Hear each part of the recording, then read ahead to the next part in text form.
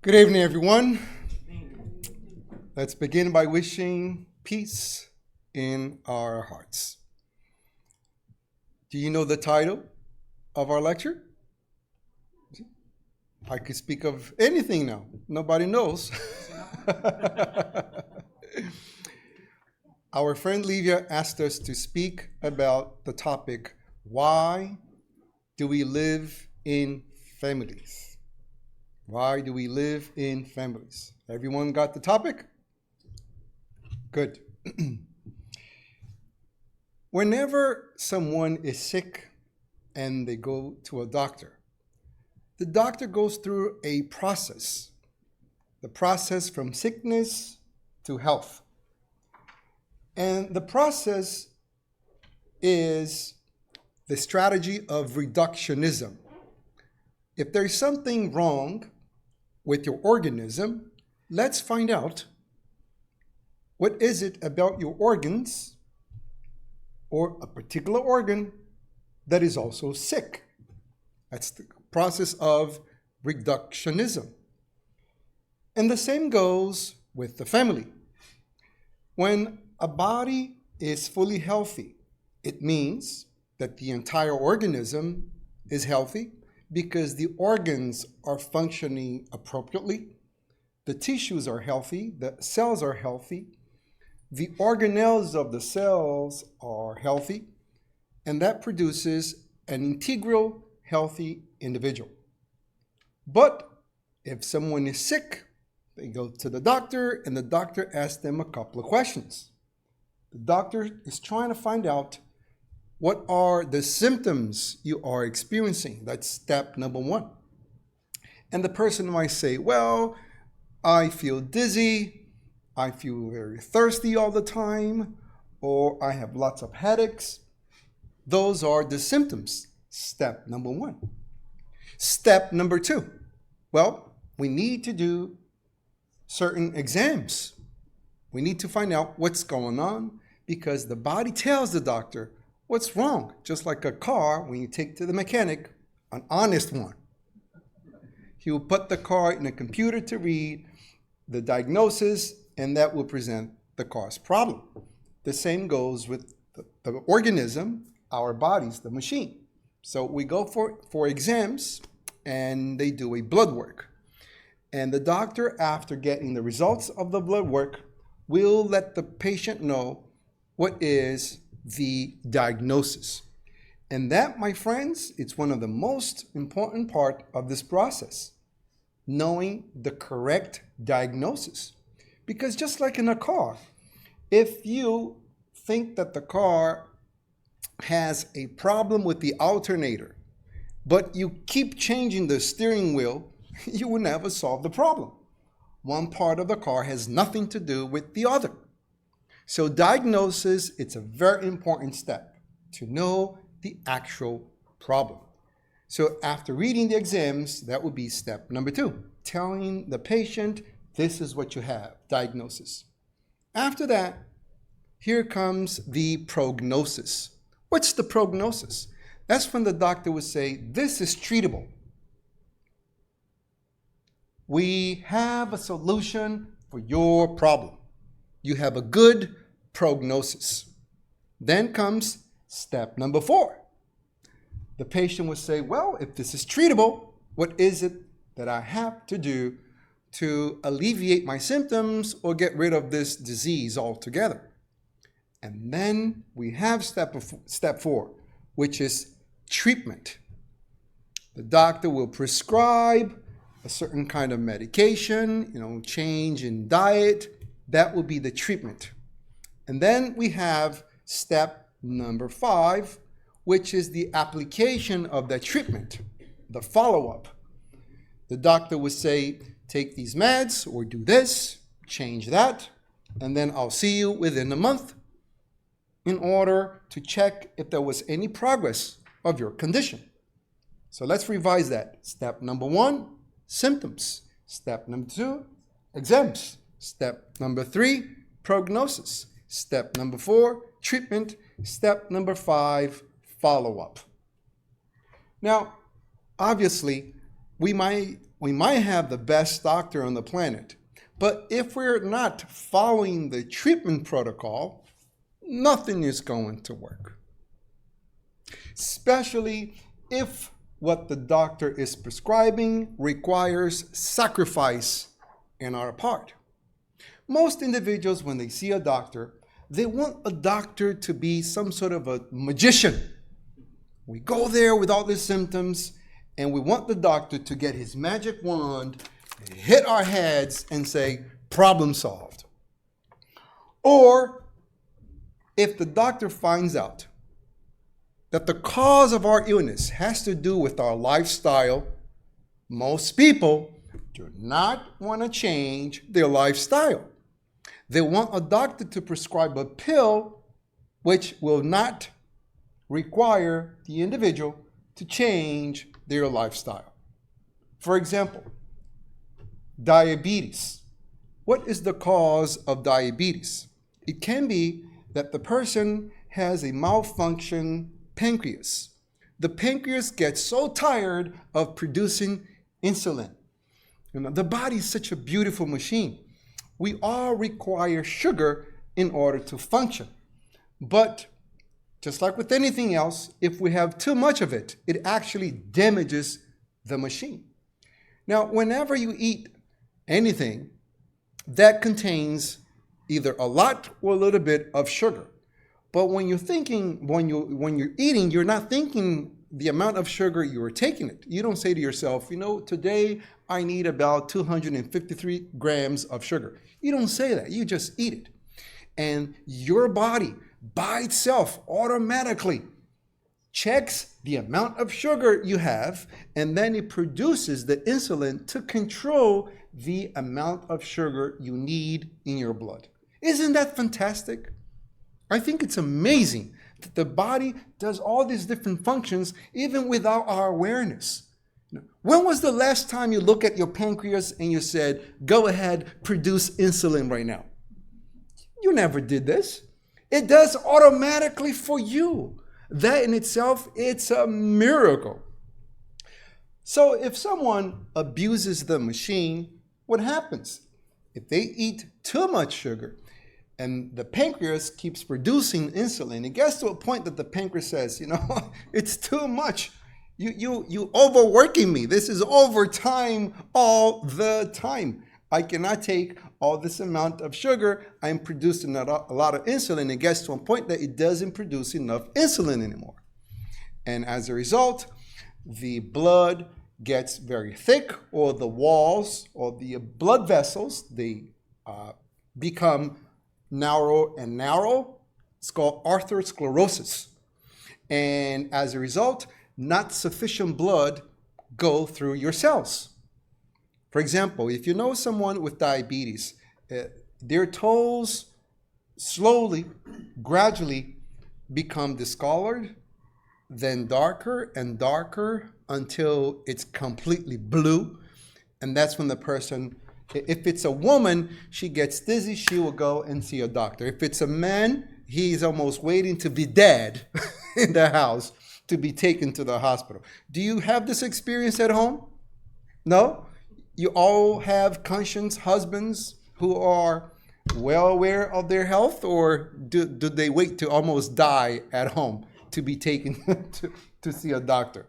That's how usually men are. I don't have anything, and they're passing out. Thank God my wife's not here. So the toes are almost blue, and that's when they go to the doctor, and the doctor says, well, the only solution here, I have to cut your toes off. You are actually decaying while you're still living. And the reason the toes become blue, it's because there is not enough nutrients going to nourish the cells that make up the person's toe. And why? Because the wall of the capillaries, these are the vessels that carry nutrients to the toes. They're so narrow with sugar that the blood no longer goes in, therefore no food gets taken to these cells, and the cells begin to die. As the cells begin to die, the collection of cells, that's what we call tissues, it dies. And all the surrounding tissues, by dying, the toe will die. and the person will have to cut their toe off. And then if the individual does not change their lifestyle, eventually the whole foot will become blue. And then the solution is cut the foot. Then the leg will become darker, cut the leg. And then the person becomes dark and you cut the person. And that's when they die. And who have killed that individual? Themselves. Because when they went to the doctor, they were expecting some sort of miracle that a pill can't produce. A pill, my friend, it helps, but it's not the solution. The solution is a change in their lifestyle. And that change requires sacrifice. What is sacrifice? Sacrifice is when you choose something that you should over what you like. If someone is diabetic, most likely they're very fond of sugar and they want to eat ice cream. This is what they want. However, is this what they should? No. If they want to get healthier, it requires sacrifice. I want ice cream, but I'm not going to have because my health is more important. In my street lives a guy. Every Saturday morning, he wakes up and he begins a whole religious process of washing his car. This guy wakes up in the morning and he gets all the material that he needs to polish the car. Even your ear cleaning stuff. You think that he's going to take care of his ears, remove the wax. That's to remove all little dirt from his car. That's the kind of stuff that he uses. And he spends probably from 8 to 2 o'clock in the afternoon just polishing his Honda Accord. And he sits there, and from time to time, he stops, and then he pours vodka inside a Coca-Cola bottle, and he drinks that. And then he continues to polish the car. And I am not condemning what he's doing. This is just an intelligent question someone has to ask themselves. Here you are making all this effort to take care of this piece of metal, your transportation machine. Meanwhile, the most important transportation machine, which is this biological vehicle, you are pouring all this poison inside, vodka with Coca-Cola, the damage that you're doing to this body. Meanwhile, you're taking care of your Honda Accord. This is not something that you're doing against God. It's not a sin. My argument is it's not wise. How come you can take so much care of this piece of metal, your transportation machine, while this vehicle here is being bombarded time after time? If that individual goes on a trip, and I've seen him doing this, he'll go on a trip and he gets to his destination. What is he doing with his car? He's taking it to the nearest car wash. He's having the oil changed. He wants to make sure the car is spotless and running its best. That's what he's doing with that car. But I've seen also his party for his birthday.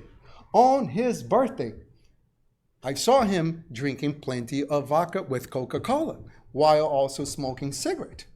So when he drives his car to a destiny, he's taking care of the car after he arrives. Now, what is a birthday? A birthday is the destination. We started our trip on January 25th, and now we have completed 1 year of a journey. It's a journey of 365 days. And how do you celebrate that journey? What do? You beat yourself up. It would never cross his mind that while driving his car and he gets to a destiny, he would never ever pour sand on top of his engine. Why not? Because he wants to conserve the car. He wants to prolong the life of the car for many reasons. Because he loves the car, and once he trades his car for a new car, he wants the car to be looking at his best, running at the best, so he could get a good price for the old car, trade in for a new car. Now, when it comes to this machine, By completing the journey, what is he doing? He is beating up the machine with all these different chemicals. And because eventually that machine will wear out. It's a natural process. This is not a curse of God. This is not punishment from the devil. It's a natural biological consequence that the machine will wear out. Just the same way that if I'm driving my car and it says at the turn 45 miles per hour and I try to make that turn at 85 miles per hour, what's going to happen to me? The car will flip. This is not the devil's doing. This is not God punishing me. I am trying to break a physical law. And that law is that object cannot make the turn at such speed. So the same thing with this machine. If I am doing all these actions that it's gradually, progressively destroying the machine, the natural consequence would be disease. It's my body's way of communicating with me, you are mistreating me, and here are the symptoms. I'm making you feel bad, not because I want to punish you. It's my way of telling you, please don't do this to me. And then we go to the doctor.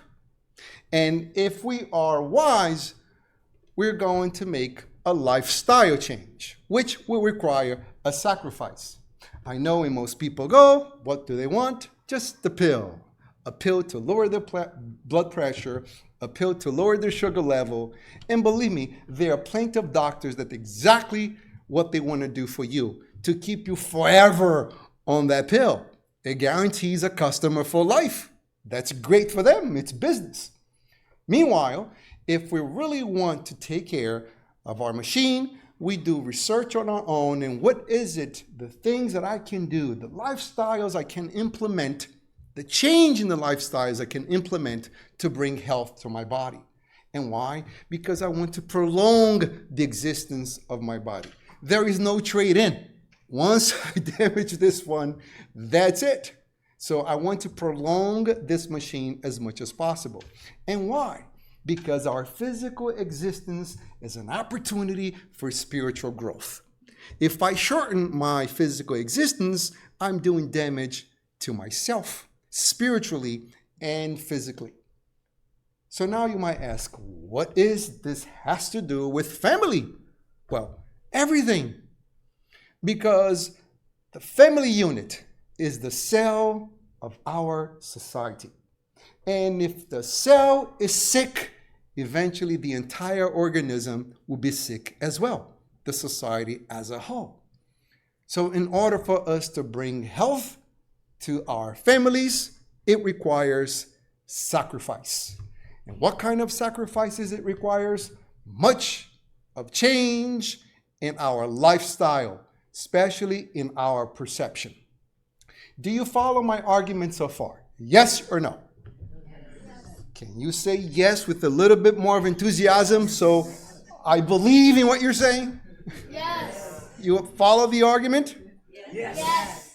Any change, any improvement, let it be economical improvement, physical improvement, spiritual improvement, relationship improvement, it requires sacrifice. What's the definition of sacrifice? It's choosing something that we should over what we like. Now, I just gave you here a whole explanation why we should take better care of our physical health. I gave you an explanation. You're not supposed to believe in me. As a matter of fact, whenever I speak, I say, do not believe in what I'm saying. Understand, ponder for yourself, because we only follow what is logical. We don't follow things because someone told us to do so. We follow because we understood. It makes sense. We are highly rational beings. If it doesn't make sense, we don't follow. Now, when people say, yes, I follow, and they don't understand, that's the birth of hypocrisy. What is hypocrisy? It's saying that I believe in something, but my actions are completely different. So that word hypocrisy, hypo, this prefix means less, and krasi means to believe. So I believe less. This is why I'm publicly saying that I believe in this stuff, yet in my private life, it's completely different. So to bring health to our families, it requires sacrifice.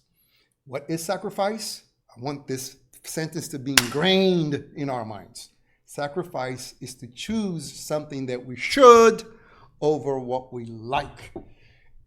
Every new year, people make all these New Year resolutions, as one of them is to lose weight and be more strong. Well, all good for you, but it requires sacrifice to choose something that they should over what they like. So when it comes to family, in order to improve it, it requires sacrifice. It's not going to improve by itself. You know how people sometimes they are so immersed in problems of all sorts that they don't want to talk about it. They just want to leave it alone, thinking that by some miraculous process, the situation will improve. Let me go back to the car again. It's the same as you hear a very strange noise, the car is not turning on, and then you just leave the car alone thinking that by some miraculous intervention, the car will begin again. No, that it's not going to happen. It needs an intervention. So if we want the life of our family to improve, it needs intervention. And that intervention needs from us changing our perception of what families are all about. And to talk about family, we first have to talk about how a family begins. The traditional family, the nuclear family. And that begins with two individuals meeting one another. And that in itself, it's the foundation of how a family will unfold. And one of the most interesting things about how people meet to be in a family structure is that they believe that by some natural process, they know how to relate with other people, but they don't. Who goes to school to learn relationships? Nobody. Does anyone go to school and stay in a school like for 6, 7 years to learn how to relate with other people? No, we don't attend relationship schools. Yet we jump into relationships thinking that we know how to relate with one another. As a matter of fact, most people, they don't even know how to relate with themselves because they don't know who they are. We think we know who we are, but we don't. This is why we have so many psychological theories, like Freud theory and psychoanalysis. We have Alfred Adler, Carl Gustav Jung. These are the individuals who went deep into our psyche to try to understand human behavior. That in itself, it's evidence there's so little that we know of ourselves. And then we meet with someone who don't know who they are. So these are two individuals who have no clue who they are, and they're jumping into a relationship. It's amazing that in order to guarantee a roof over our head, look how much schooling we do. We first go to kindergarten, then elementary school, high school, college. We're almost 24 years old. And if we have very good parents, if we go to our PhD school, we're almost 30 years old. And we're still going to school. We haven't started our professional lives. All this to guarantee a roof over our head. This is to guarantee 8 hours of our lives. This is how much we work. From 8 to 4, 9 to 5. We are going to this much schooling just to guarantee a third of our lives, which is 8 hours that we work.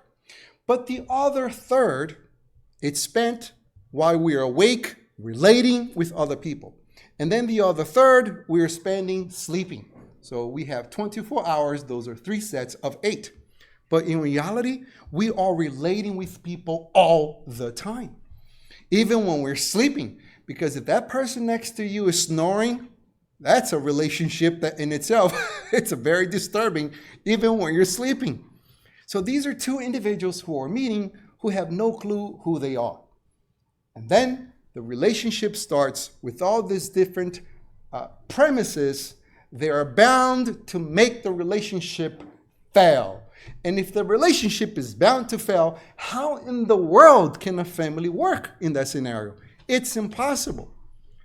So one of the premises of why people get into relationships, they say, I am looking for my other half. I am so sad, I am so unhappy that I need to find my other half. Now, if someone is sad and they're looking for their other half, mathematically speaking, that means they're feeling unhappy. That's negative. And a half is 1/2. They don't feel a whole, integral individual. They just feel a half of a person because they're so unhappy. And by the law of affinity, guess what kind of individual they were going to find? Someone who is also unhappy and feel a half of individual. And now when these two individuals meet, the second premises comes into place. If I'm unhappy, I'm expecting someone to make me happy.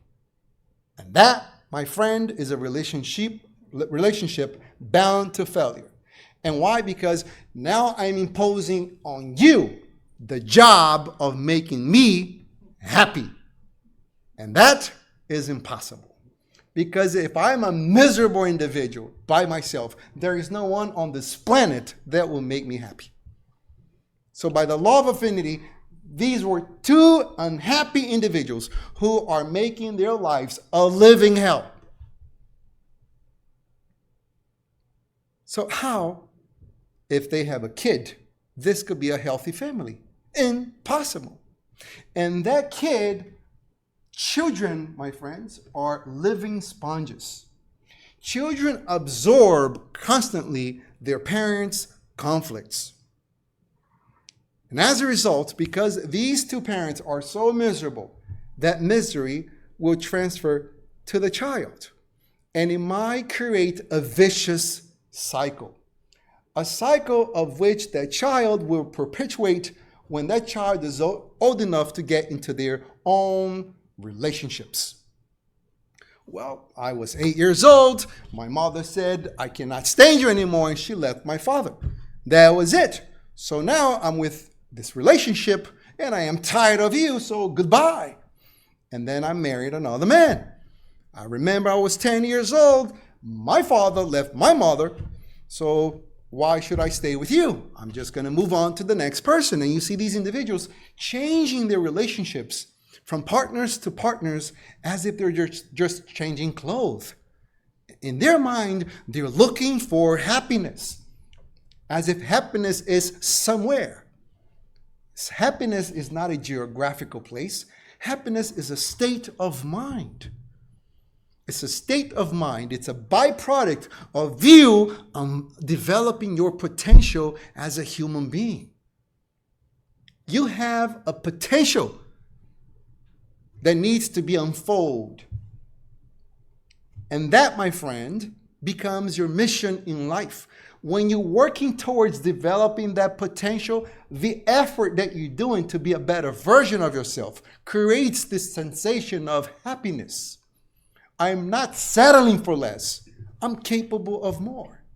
You know, I know this lecture is not about suicide, but, unfortunately, people believe in the premise that as long as you have money, everything else will be okay. Money is a very important thing.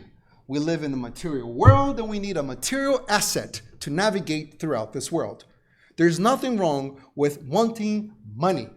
It's a natural consequence of us being a biological machine. When you look at your dog, if your dog by mistake lies down on nails, does he stay there? Yes or no? Yes or no? No. No. The dog naturally seeks comfort. He wants a cozy position, doesn't he? Yes. Animals do that. When you look at a bird is in the most comfortable position when he's sleeping. As a matter of fact, all animals are like that. They're looking for a comfort position to rest. So seeking comfort is a product, it's a natural circumstance of being alive. No one wants to be in discomfort, and money brings comfort. Now, the big mistake is to believe that money is the only thing that you need. And there are people who believe that by having money, everything else will be taken care of. And unfortunately, they do find out in very hard ways that that's not the way it works. And when people are seeking for money, what are they trying to attend to? To their three biological needs.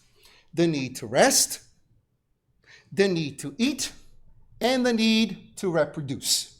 Do I have to be more clear? Yes or no? No. So these are people who are tending to their biological needs. The rest, sleep, and eat, and reproduce. They're human beings. However, when you look at a cat, a mouse, a dog, what are they trying to do? Sleep, eat, reproduce. Now, I'm a human being full of potential, and yet I settle to live my life as if I was a cat, a dog, a mouse. And that creates an existential void. I am capable of so much more, and yet I settle for so less. So it creates a void. And that void, my friend, people try to fulfill with drugs, with food, with all sorts of addiction. It's not going to work. And as a result, they will be extremely unhappy. So these are unhappy people who are seeking someone to make them happy. It's never going to happen. That relationship is bound to failure. However, if I understand I have this potential, I am supposed to work becoming a better version of myself. That's my mission. You know how many people say, I know I have a mission. I know God created me for a purpose. I have this feeling that there's something I need to do. Well, newsflash. What you have to do is to become a better version of yourself. That is our mission, intellectually and morally. And as we do this, we experience this sensation of peace, of happiness, which comes from fulfilling our obligation. So if I'm that kind of individual, I am trying to be a better version of myself. By the law of affinity, guess what type of people I will find? People who are also trying to improve themselves. I'm not creating an expectation of someone to make me happy. By myself, I feel happiness because I am becoming a better version of myself. And by the law of affinity, I'm not looking for my other half. I feel myself as an integral individual. I am a whole. I am one. And by the law of affinity, I will find someone who feels the same way. And as a result, it will be two individuals now trying to live their lives as harmoniously as they can. Another premise that makes relationship fail is when we are looking for someone who sees, thinks, and acts exactly the same way we do. You hear these people talking to themselves, saying, you know what, the reason I'm still alone is because I haven't found out someone who likes the kind of food that I like, someone that dresses the way I dress, someone that likes the kind of music that I like, someone that likes the profession that I like, someone that sees the world the way I see it. Well, they are not looking for someone else. They are looking for a reflection of themselves. They are in love with themselves. And it's impossible for them to love other people that way. And usually when they get into relationships and they say, you know what, I grew tired of you because now the person is presenting aspects of their personality that this person never saw before. And as a result, they say, you know, I don't like you anymore. It's not that they don't like the other person. In reality, they don't see themselves on the other person because they are in love with themselves, not with the other individual. Do you guys follow the argument? I am loving me on the other person. What the other person has of me, that's what I love. When the person presents less of me in them, I no longer love them. And love, it's not necessarily an emotion. It's what you do for the other person. I'll repeat that. Love is not necessarily an emotion. It's what you do for the other person. You love someone, not the experience of the feeling, but what you're doing towards the other person. So if I have the premise that the relationship, the other person is not there with the job to make me happy, I'm not looking for my other half, and that I will find someone who is different, then the relationship has a lot to gain from this premise, from this perspective. Because I finally understood we can only grow with a different individual. We are different by nature. We are going to look at the same destiny. This is what we want for our lives, but we're going to achieve that in different ways because we're very unique individuals. Each one of us have very distinctive characteristics of their personality. So it's impossible to find someone who is exactly the way we are. And once we get the picture, we can only grow with different people, then everything changes. The reason why I'm using my hand so much is because in our hand itself, it's a great knowledge of that reality.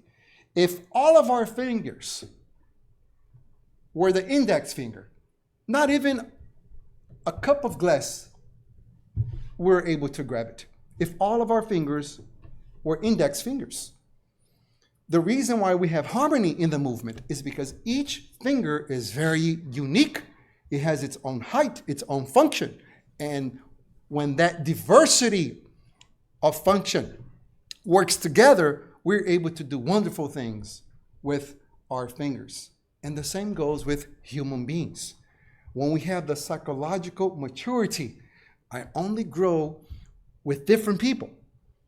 Then we open ourselves up to meeting someone who thinks different than us. And that helps us to grow. I've done so many couples therapy. People come to me and they say, I always wanted to marry a singer. But the poor woman, she cannot sing two notes together. She's horrible. But she makes the effort of becoming a singer. She's taking singing schools and she's practicing. Meanwhile, this is something that she never liked to do to begin with. And in the process of becoming a singer, she's doing this to attend to his needs. Meanwhile, she's hating herself because she doesn't like singing. Other people might say, she told me that she always wanted to marry someone who is involved with the law. So I'm studying law school. And this is what you chose for yourself? If this is something that you do, if she wasn't in the picture, says, no, I'd have chosen something completely different because I don't like law. And yet she said she always felt that she's going to marry a lawyer. So now I'm going to law school. And would that guy become a good lawyer? Horrible. So then in the process of attending to her needs, he is hating himself. So it will be impossible for that relationship to work if I am detesting the individual who I am to try to please someone's needs. So by understanding, I'm going to help you grow. I can only grow with different people. And I'm going to help you grow. Automatically, that person will feel the need to help me grow in the area I want to unfold myself professionally. So let's say I meet someone and during our conversation, she says, I always wanted to be an architect. Says, and how come you're not an architect? Well, because, I dropped out of high school and things were difficult. And well, what if we try now? You're still very young and you're 32 years old. Why not start the whole thing? By the age of 40, you can achieve your dream. I've worked in hospice before. I had clients who are 105 years old. When I see someone who's 60 and they tell me that they're old, I would just want to strangle that individual. What do you mean you're old? You're 60. I've seen people who are 105. That means you have 45 years ahead of you. If you're 50, you're not even half of your existence. But if you tell yourself, I'm old, this is it, there's nothing else I can do for myself, that's exactly what your body will attend to your mental command and will shrink and will get old and you'll get forgetful because that's what you're telling yourself to do. So you're only 32 years old. You can go back to school and we work on it. Automatically, she will say, well, what about you? What is it that you always wanted to do with your life? Did you picture doing something different with your life? Of course. I always wanted to be a businessman. And I'm still an employee for someone else. And I have read somewhere that it's very hard for you to get rich if you're working for someone else. You need your own business. And I would like to start my business. I always saw myself as being a businessman. What is it that we can do together to make that a reality? So she's not forcing him to become something that he does not want. Neither the opposite is true. And that, my friends, will make the relationship wonderful because I'm helping the other individual unfold their own potential. And the other person is helping me to unfold my potential. And that will be a relationship full of challenges and full of accomplishments. That's how we define happiness. And now we get into families. Because if a child is born in a couple who are so secure of themselves, who are so psychologically mature, that will produce a very healthy family. People get into relationships believing that money will guarantee their happiness, that sex will guarantee the happiness. It doesn't. In my bachelor's degree years, I worked in a restaurant for weddings only. It was a catering hall. It's called the Crystal Plaza. And I was there for 5 years and a half. This restaurant is actually the most expensive restaurant of the tri-state area. It's Connecticut, New York, and New Jersey combined.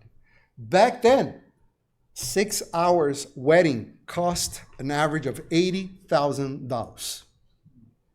$80,000. Not mentioning the band, the photographer, videographer, the flowers, and the hotel that they used to rent for the guests in order to prevent them from driving after getting drunk at the party and going home and blaming on the wedding for their accident. So this cost a lot of money. And because I was there for 5 years and a half, I was enough time there to see the same people marry and remarry like 3 different times.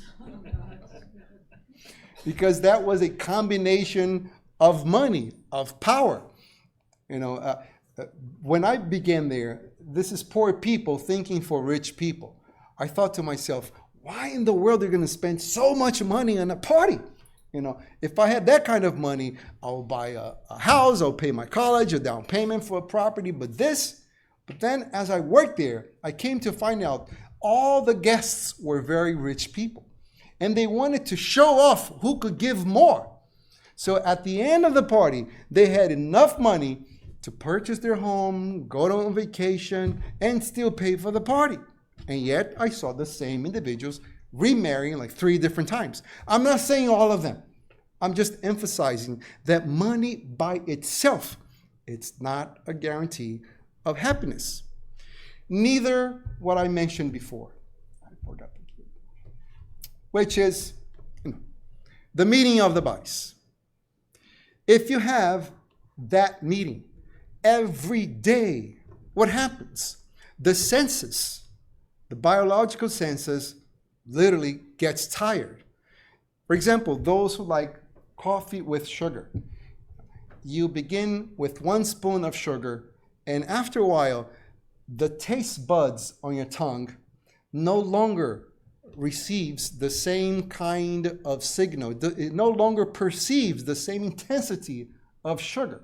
So now for you to feel the same kind of sugar rush in your brain, dopamine effect, you have to put a spoon and a half. And now you get the same dopamine rush. The coffee tastes great.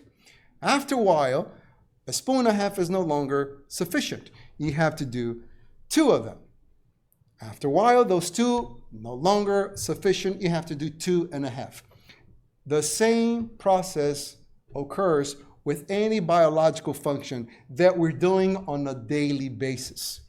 So by doing too much of it, you lose the amount of pleasure sensation. And this is why people seek variation in their relationships, also known as cheating. I am not saying that I agree with it. I am explaining the physiological and psychological behavior behind cheating. So that in itself will not guarantee the success of that relationship, especially if they have too much of it, because then the body senses no longer experience the pleasure and they're seeking alternatives, also known as cheating. So what is it that guarantees the health of 2 individuals, the health of the relationship? It's the ability to communicate, friendship. That is that guarantees the union of 2 people. And why? Because when you have problems, you're going to talk about those problems. Now, I know for women, you naturally speak through your elbows. Women talk a lot, don't they?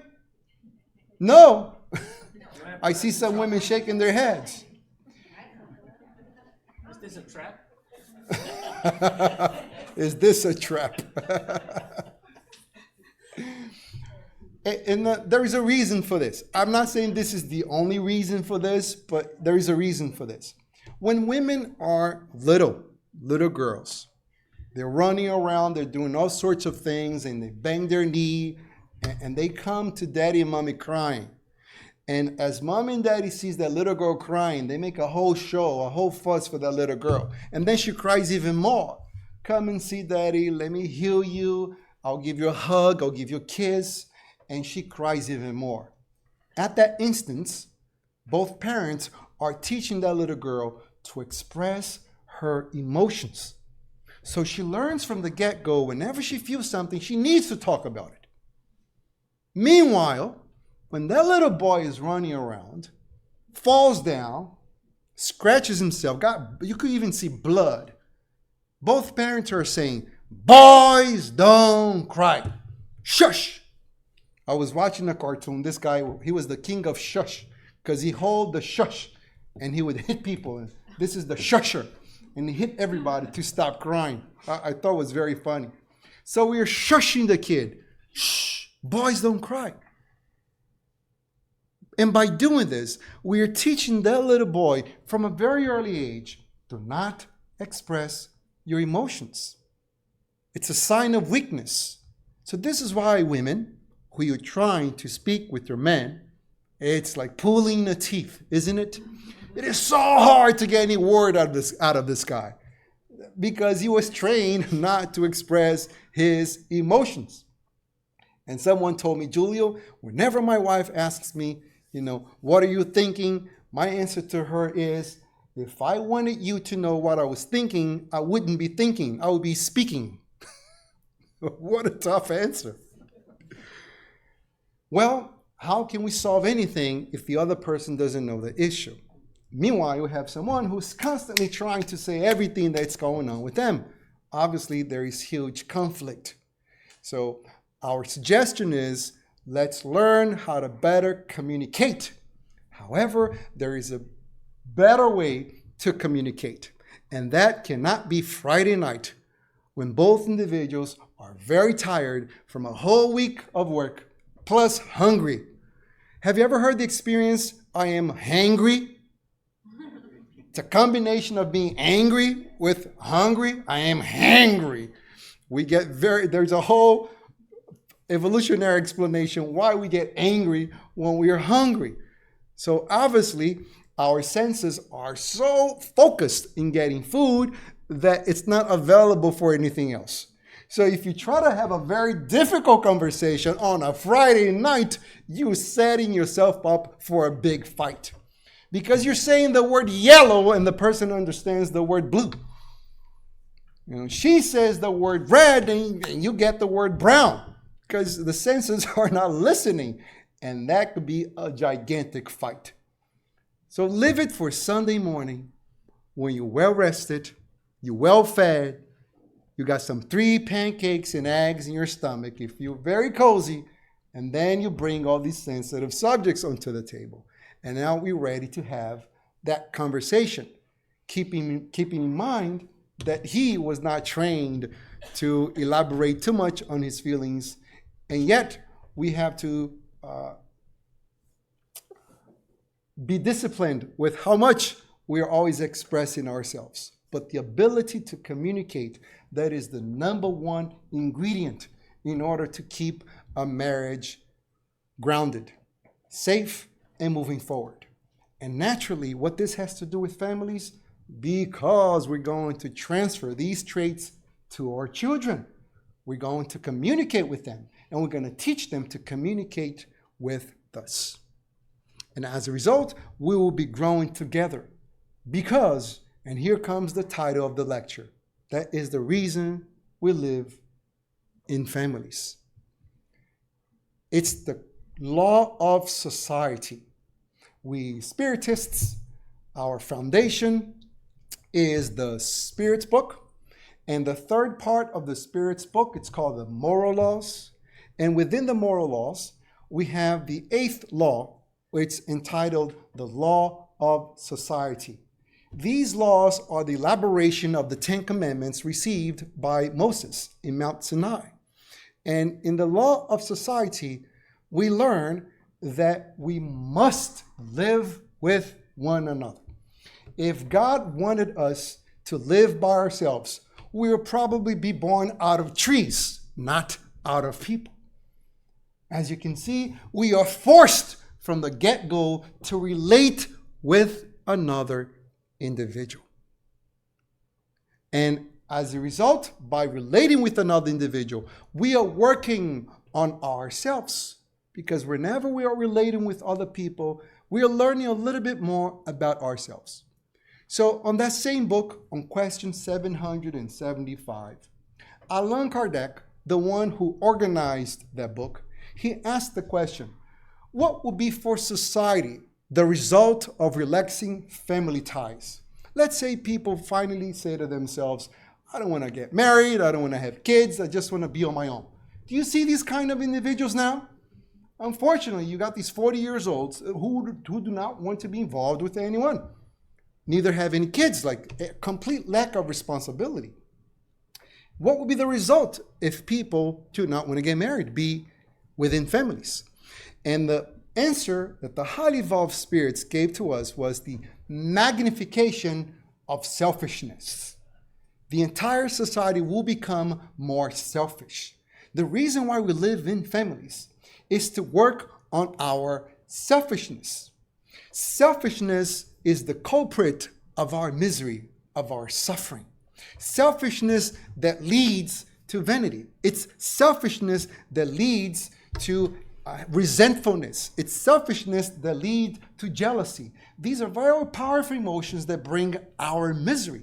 So when we live within a family unit, we are working on our selfishness. If you are single, let's say you're at home by yourself, the question is, what movie I want to watch? And then you say to yourself, you know what? I don't want to watch any movie. I want to go to the movies. And then you go to the movies. Once you get to the movies, you ask yourself, what do I want to eat while I watch the movie? What kind of movie I want to watch? It's all about us, constantly. Selfishness. I don't have to think of anyone else. But once you get married, that's a different story. You lose 0.5% of your free will. And now the question is, what do we want to do? Stay home or go out? Which restaurant we want to go? What kind of food we want to eat? Which movie we want to watch? Now we're losing 0.5 of our free will because we have to make a decision based on other person's taste. Once you have a kid, now you lose another 25% of your free will. Because with that kid, now is what the mom want, the dad want, and the kid want. And for those of you who have dogs, forget it. Now you have zero free will. The dog is in charge, the woman's in charge, the husband's in charge. And by being with other people, you are getting an experience with your relatives, with your family, a taste of the people you're going to deal in the future. Your sister, your brother, your husband, your wife, your mom, your dad. These are living examples of the people you have to do in the future. We all have to relate with one another. How many people go to work and they say, you know what, I love my job, but I hate the people I work with. Like they never learned how to relate with other people. They just hate the people they work with. The question is, were you trained to be with other people? How was the family unit? Because that's what we get. Our sister or our brother, people who steal our stuff, you know, when you live with siblings and they're stealing your clothing, you're stealing your toys, and now they're stealing people's tablet. These are the living examples of people you have to deal in the future. And by being with these people, you are getting trained for the rest of your life. So if you don't like your relatives, if we do not work that relationship amongst four people, how in the world can we expect to know how to deal with humanity? I've seen people praying, let's pray for the entire humanity. Let's pray for America. Let's pray for Florida. Well, that's all great. You're praying for millions of people, and yet you cannot deal with four people at your house? Doesn't that sound a little contradictory? Let's pray for peace in Africa. Well, what about the 3 people you have at home to deal with? What about that kind of peace? I'm praying for people in Japan, across the planet, but I'm forgetting to pray for the people who are right there next to me. And praying is not just a verbalization of words. It's a process of knowing myself. How can I be a better husband, a better wife, a better son, a better daughter? By doing my part in the family unit, even if this family unit doesn't work out, it was not because of me, because I gave my best. And in that sense, I was fulfilling my mission. I know a lot of people say, the family I have is not the family I want. Well, that's well said. However, we are born not necessarily with the family we want, but the family we need for our growth. How many people would say, I believe I am more close to people who are not blood related than with people who are blood related? Well, fair enough. And reincarnation explains that. We have been here on this physical plane as many times as we have needed to be where we're at right now. The people that we live with most of the time, these are individuals who we have lived with them in previous existences. And now here we are for different reasons. I am with these people, for one, to continue my spiritual growth, or to atone my mistakes from my past. So I am reborn with people that have done me right, and I have them done right, and we're growing together. We're moving forward with happiness. Or these are the people who I have harmed through my selfishness, through my pride, and God puts us together so we can make our amends, so we can repair our mistakes from the past. Knowing this does not make me like the other person who's so annoying to me. However, it gives me resilience to continue my mission of making amends to this person. Knowing this, we'll know that physiological ties are less important than spiritual ties. Most of the people, especially those who are here in Florida, and the people I have met, their biological family were left behind. Now they're living with people who are not blood related. Sometimes their family are in California, Tennessee, wherever. So they're living with people who are not blood related. That becomes your family. By the sheer fact of the amount of time that you spent with them, it makes them family. And that's your mission, the people that you are with. There's a very famous American poet who said, flourish where God has planted you. If it's the family that you have right now, flourish with that family. And knowing this, it's so comforting because we know we have been placed with the right people that we need for our spiritual growth. When you are an adoptive person, so many people, they question themselves, why am I in this family? Well, biological people, sometimes they just offer a biological body, but not what makes us true related with one another, which is love. Love. I've worked in the jail system for 12 years. And in that time, I saw 23,000 inmates. I saw a minimum of 10 individuals that I provided psychotherapeutic intervention. And during that time, I saw so many people who could care less about their own children. They were the biological father and mother, but they were not spiritual mothers and fathers at all because these kids were completely abandoned. So to have sex and someone get pregnant and deliver a baby, anybody can do that. It's a natural biological process. But to raise a child, that takes a real man, a real woman. And those are the people that we should cherish. Not those who have given us biological bodies, but those who are giving us everyday spiritual love. In that sense, we know they are the true parents of ourselves. These are the people we should cherish. Flourish where you have been planted. I know it's tough when we are in the situation, but by understanding these concepts that we're here to make amends, we will make our part in order to fix something that we were the ones who probably broke it. Relationships are very difficult, but remember, by succeeding, living harmoniously with 3-4 individuals, you're preparing yourself to embrace the entire humanity. It's very contradictory of me to say that we need to love humanity. We need to love America. We need to love Floridians.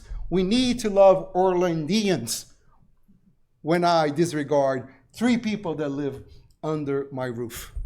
As a matter of fact, there is this story about this man who hated his mother-in-law. Hated. He could not stand his mother-in-law. And it was time to go for his vacation. And he said, I want to go to Jerusalem. And because I want to visit this special place, it's very historical, and this is where we should go on vacation. His wife, meanwhile, said, are you crazy? I don't want to go to a religious place. Let's go somewhere tropical. I want to swim, I want to go in the sea, in the pool, but not in Israel, Jerusalem. And the husband said, please, this is the vacation I always wanted. And they went back and forth for about 2 weeks. And she finally gave in with one condition. Only if you take my mother with us. And he says, are you crazy? I'm trying to go to Jerusalem to get closer to heaven and not stay in hell. I'm not taking this woman with me. But he wanted to go so much that he finally gave in. And the 3 of them went to Jerusalem. So 3 weeks, 3 days went by, and here they are walking all over, getting to know where Jesus was and the apostles, where they walked, where he preached. And suddenly, his mother-in-law died. She dropped dead. Heart attack. So now both of them are at the doctor, the husband and the wife, and the doctor says to him, you have 2 options. You could either bury your mother-in-law here for $500, or you could take the body back to the U.S. for $30,000. And he said, prepare the body. And the doctor looked at him and says, are you sure you're willing to pay $30,000 to take her back?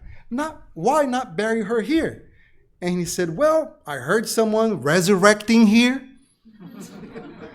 I just want to make sure that this woman stays dead. Imagine going through a relationship like that on a daily basis. Living hell. These are the people that works out our patience. These are the people that prepare us to love the entire humanity. I'm not saying that I agree with difficult relationships. I am saying that once we have an understanding of them, it's very different. So to wrap it up, our encounter, it's such a broad topic to cover in about 50 an hour. Just the same way that to improve the health of our bodies requires sacrifice, to improve the health of our relationships, of our family, requires sacrifice. There are certain things that we want to do, but we shouldn't for the health of our family. So there's a story about this couple who lived together for 65 years. And he died, and she was so sad. This was the love of her life, 65 years together. In my job as a psychotherapist for hospice, it is so difficult when someone that was so close to them dies because they don't know who they are. One of the emotions they experience is that they literally don't know who they are. They have lived for the other person so much that they lost their own sense of identity. And one way to cope with that kind of separation is to always think that if it is so painful to stay here behind, just think that you're making the sacrifice to stay here and the other person go first. Because by you loving them so much, you never want them to experience the pain that you're experiencing now. So out of love, you chose to stay while they went first. That's one way of coping with separation.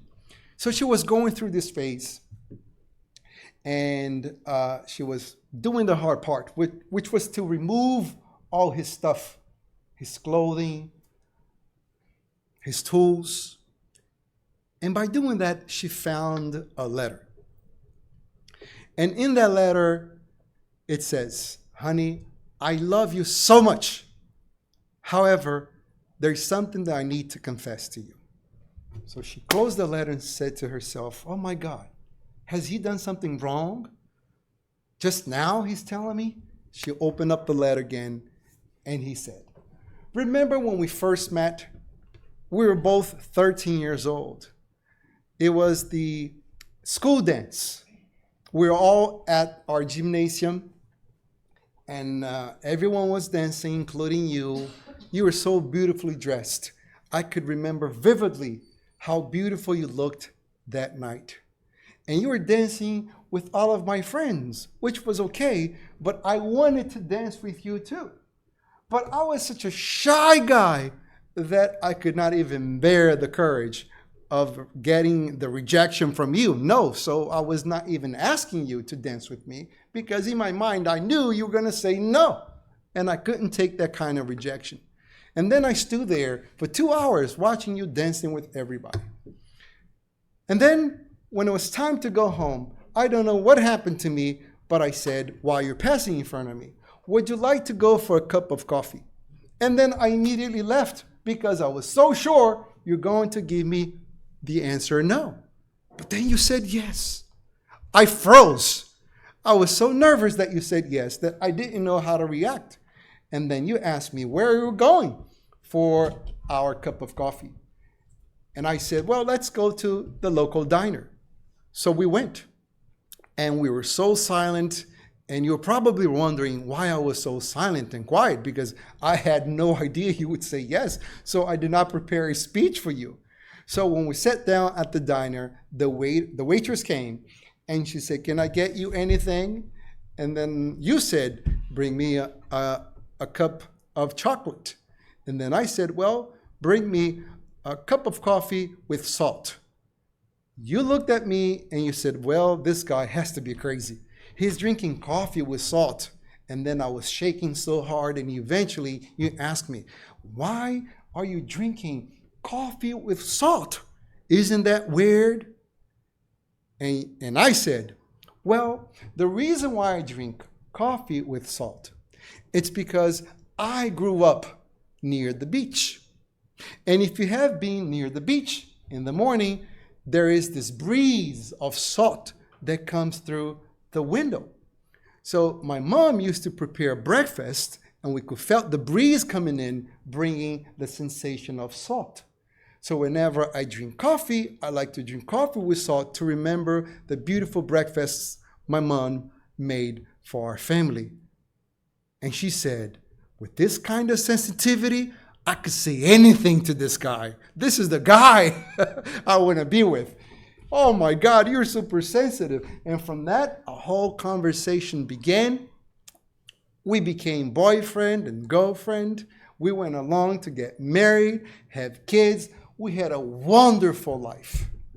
But now that you're reading this letter, because I am dead, I'm here to make my confession.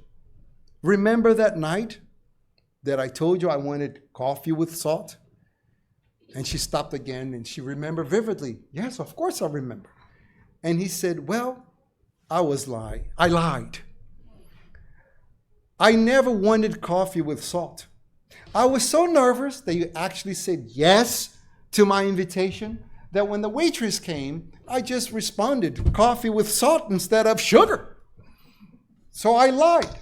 That was not the worst of all. I was obligated to drink coffee with salt my entire life. And I'm here to let you know that was the best coffee I could ever had because I love you. Love takes sacrifice. And for our families to be in good shape, we need to sacrifice ourselves, choosing something that we should over what we like. What can I do to improve this relationship? Not necessarily what I want, but what I should. Thank you for your attention.